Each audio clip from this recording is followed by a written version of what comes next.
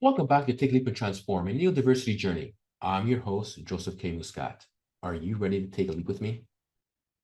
Hey, listeners, welcome back to another episode. And today I want to share with you an amazing book that I'm currently reading. And I'm just literally just scratching the surface of it. And I wish I could have it completed.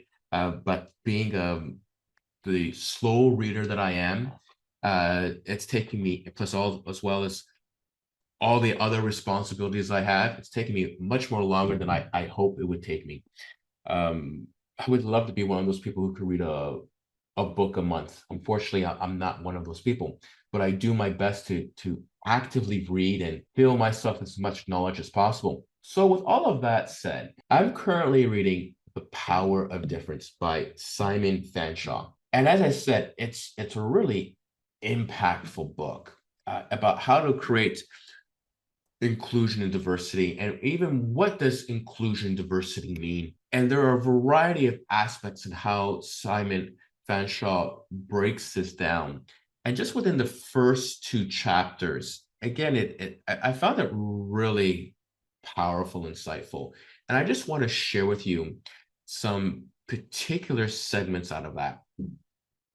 The first segment, which is a really powerful quote that he's introduced for me that I want to share with you, via Myers. And the quote goes like this: diversity is being invited to the party, and inclusion is being asked to dance. Now, when I read that quote, it had an epiphany moment for me because it makes a lot of sense, and it really clearly defines and explains what diversity and inclusion is. And Simon further explains that by saying that who hosts the party? It's businesses. Businesses host the party. And being asked to dance is businesses' ability to influence work. So when businesses hire employees, in particular neurodivergent talent, they're being invited to the party. And when businesses ask employees to do the work, it's about creating and influencing that ability to work. And he further states that the invitation to dance has to be made to everyone, not just to particular segments. So when we take a look at how businesses tend to focus on more homogeneous teams, when that happens and there are a number of neurodivergents as part of the team, they're not being asked to dance because the focus isn't widespread. It's only focused on those homogeneous teams. Now, with that said, I would argue that there's a missing element to that quote, to that definition and breakdown of that quote. And I would state that that missing element is asking who facilitates and runs the different aspects of that party, granting access to those who can dance.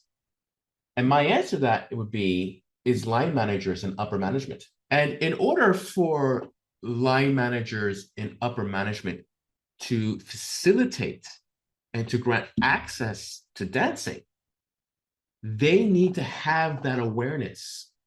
They need to have that training in regards to the different types of people that they employ, the different types of cultures, the different types of tribes.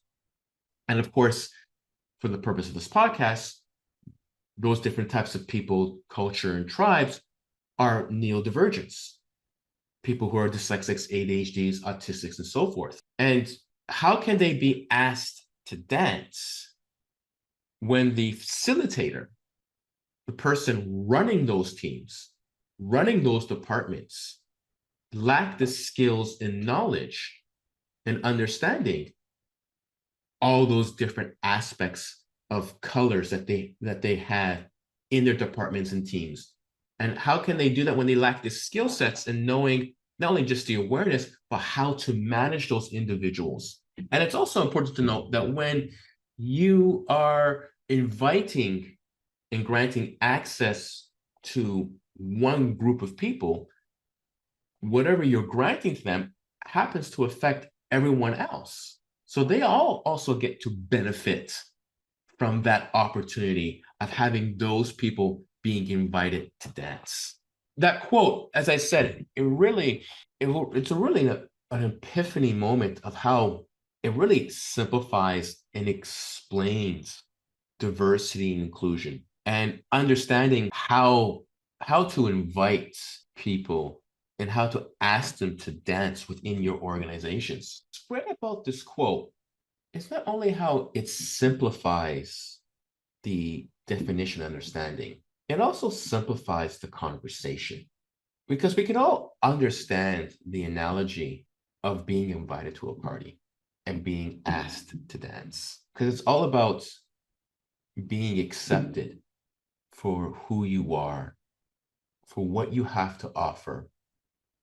And it's also being accepted to be included with a group of friends, to be introduced to new friends.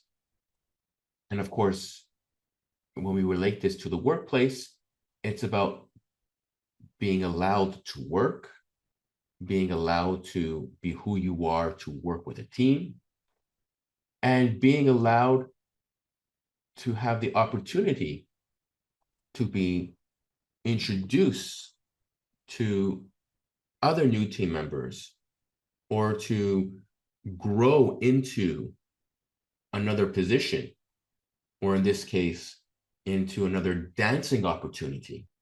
And it really gives a very interesting perspective in that simple analogy of going to a party and being asked to dance.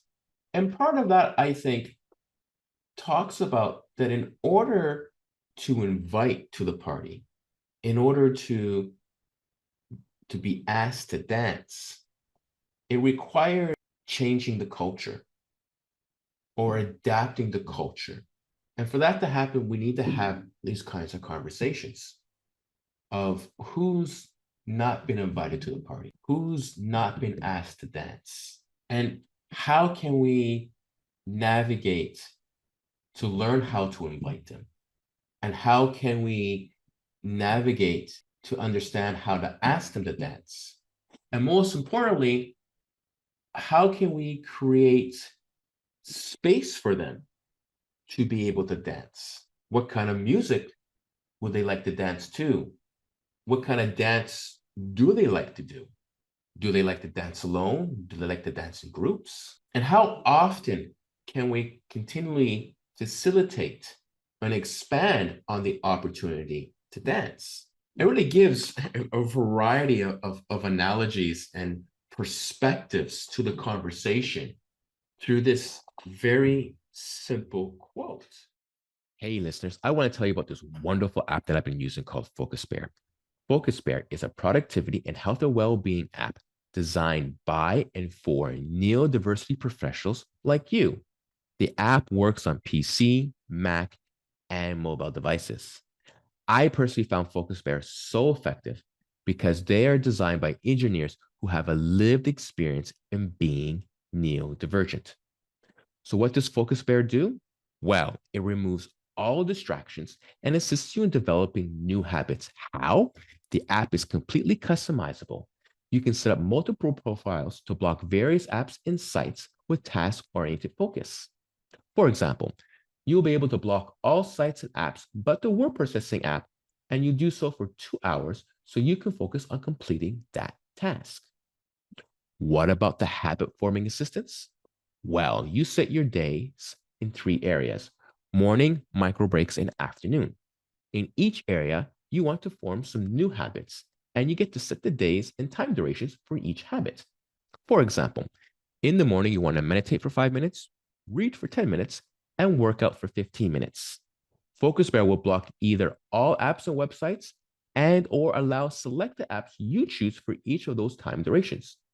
To further help motivate you in each of those sections, you can embed an inspiring video like a 15-minute workout video that you can work out with.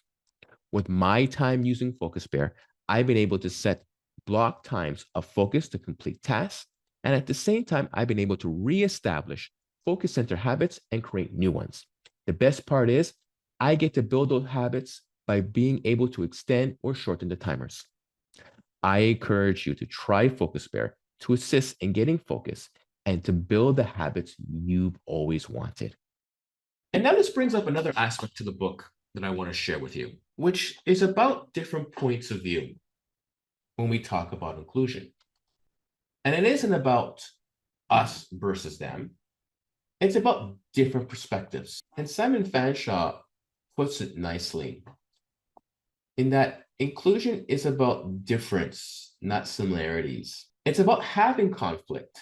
It's about having a discussion. And yes, to a certain point, about having an argument. It's not always about agreeing, but it is about seeing it from each other's different points of view. It's about creating productive disagreements rather than trying to win and dominate over another perspective or group of people. And what he's talking about is about collaboration, as far as I'm concerned. And when we look at collaboration, it is about seeing things from different points of views. It's about getting both sides to understand those different points of views and finding a way to meet in the middle and say, this is how, despite our different views and opinions, this is how we can collaborate. And I think this is important when we talk about diversity and inclusion for neurodivergence in the workplace, because as we've seen through interviews I've had on this podcast, it's about having different types of thinking in an organization rather than just having one homogeneous point of view.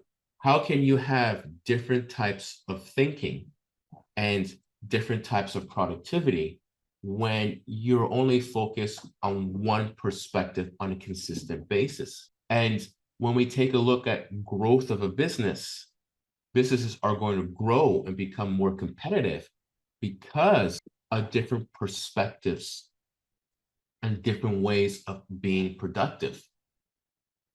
And for that to happen, it isn't about having similar views. It's about having different views.